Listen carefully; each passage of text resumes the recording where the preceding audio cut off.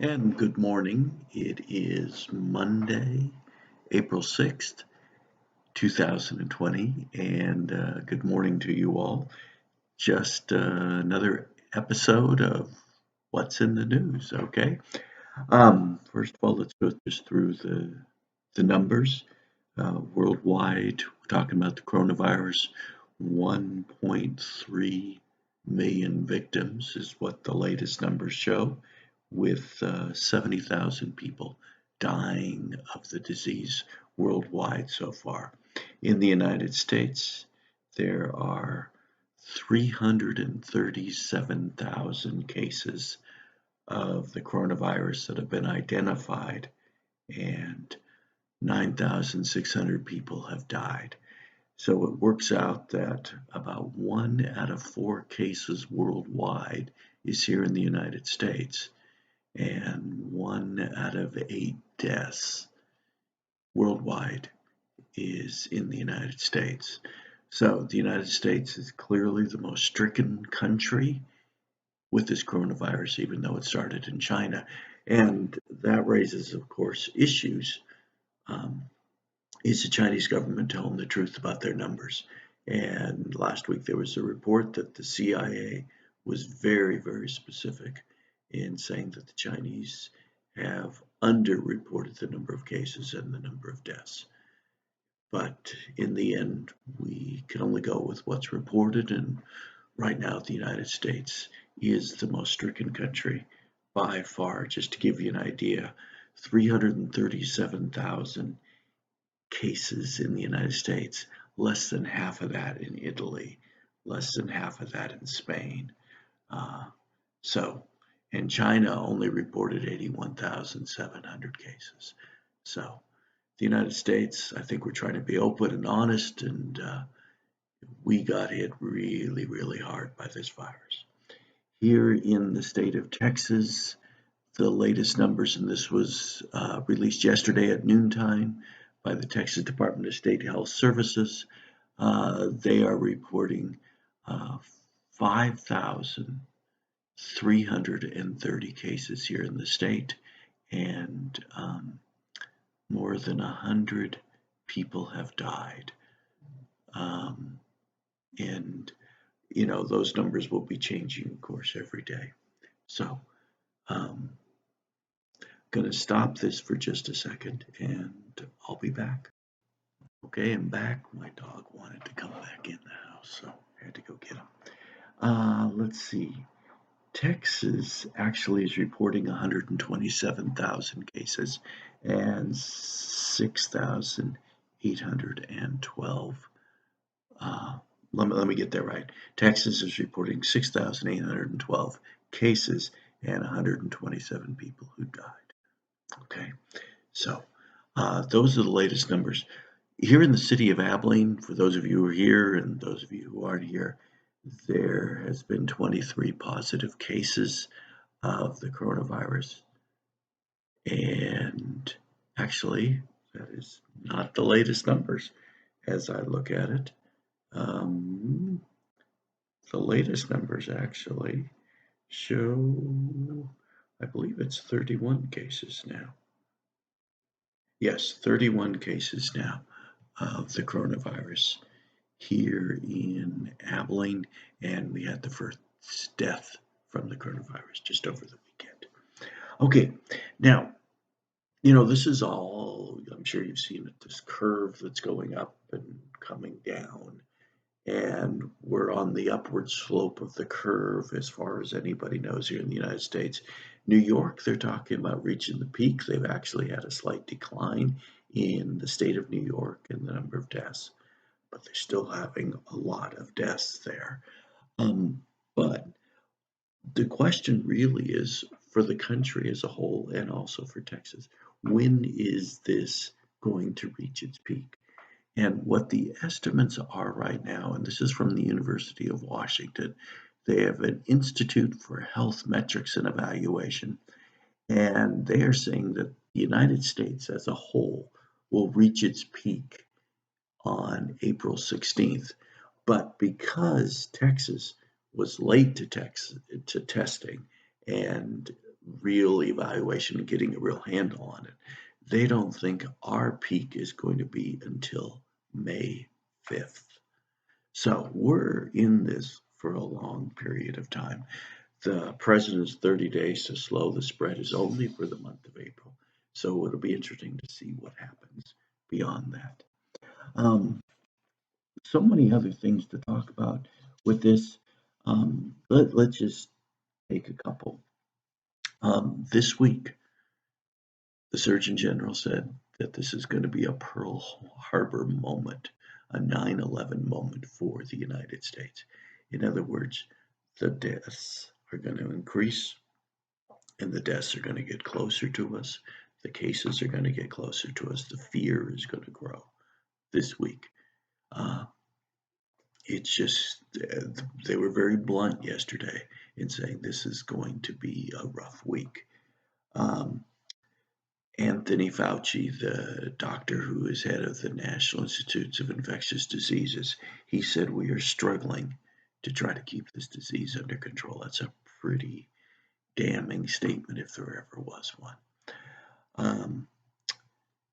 It's interesting. The number of deaths now from this on a daily basis is now made the COVID-19 the third most common kind of death in the United States. The first way, let me just give you the numbers. The first way that people die is by heart disease. On an average day, 1,700 people die of heart disease. And then number two, on an average day, 1,600 people die of cancer. Okay. Number three now is COVID-19. It's the third most common form of death in the United States. 1,300 people died of it yesterday. And then number four, way down below, is accidents at about 460 people a day dying of accidents. So this has just come and it's dominated our life. It's changed our life, as we well know. That's why we're talking by this machine here. Let's see. There's just a bunch of little things that, since this is a politics government class, let's be honest. The Democratic convention is scheduled to be in in August. It's already been moved back from July to August, and now over the weekend, Joe Biden, who's the presumptive nominee, is saying it's probably going to be a virtual convention. I think he scheduled it for August 17th, and he's saying it's probably going to be a virtual convention. The idea of bringing a whole bunch of people together for a convention is just highly unlikely. But the Republicans a week later are saying, no, we're going to go ahead with our convention in Charlotte. But Joe Biden is saying, no, it's going to be a virtual convention. We'll see what that means. Nobody knows, to be honest. Joe Biden has also set up a group that is going to begin evaluating candidates for vice president. He said he's looking only at women. And so there's a list of women. On them are women who ran for the presidency. Kamala Harris right now is probably the leading candidate. One that gets mentioned a lot is Gretchen Whitmer. She's the governor of Michigan. And what Joe Biden said is he's looking for a woman who's younger than him. He says with this older generation, remember he's 77, he would be 78 2 weeks after the election if he were to win the presidency. He said we need this younger cohort of people, and that younger cohort of people would be the ones who would be ready to run the government. We have to train them and get them ready for the job. So I'm just curious if anybody out there is wearing face masks. My wife prepared a face mask made out of a bandana for me when I go out, but let's be honest, I'm embarrassed to wear it. I'm just not ready to do that yet. But the problem is that, if I get sick in a week or two, this would be the time period when I would have gotten the infection. So it's just, I probably should wear it, but I'm just not ready to. I can't. say it any other way. And two things. The Inspector General for Health and Human Services made a report that became available first thing this morning, and it said that hospitals are facing conflicting guidance from the federal government about various things regarding the coronavirus. And hospitals, as we've all heard, are facing shortages of testing equipment, ventilators, and even thermometers. And that is a real serious problem. And hospital administrators are worried all over the country about their ability to protect the safety, to protect the lives of their healthcare workers. And this is the first government assessment of how the government is doing. And basically what it's saying is it's not doing a very good job right now. So, and just a final point, we'll talk about this more as we go along. We've had the stimulus package, that huge stimulus package, $2.2 trillion. Well, guess what? Congress is talking about that's not going to be enough. We need another one. Nancy Pelosi is going to be calling the House of Representatives back in session. She's shooting for an April 20th date.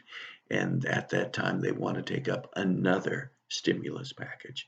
Originally, it was going to focus on infrastructure, building bridges, building roads, waterways, electric outlets, that sort of thing. But instead, now it's going to be focused more on getting more money into the hands of ordinary people so that the economy just doesn't freeze any more than it already has. This has gone in the space of the month of March from an economy that was one of the best in American history to now, beginning of April, an economy that's one of the worst in American history. And I mean, so we need to, according to Nancy Pelosi, we need to spend more money, get more money into the hands of ordinary citizens so that they will spend money. We can't have the economy freezing. If the economy freezes, we could have a depression, not just a recession. I think a recession is a foregone conclusion, but instead we could have a depression where the economy actually shrinks. And we haven't had that since the Great Depression in the 1920s. So, not a good way to leave you all, but that's where I got to do it right now. All right. More later. Take care.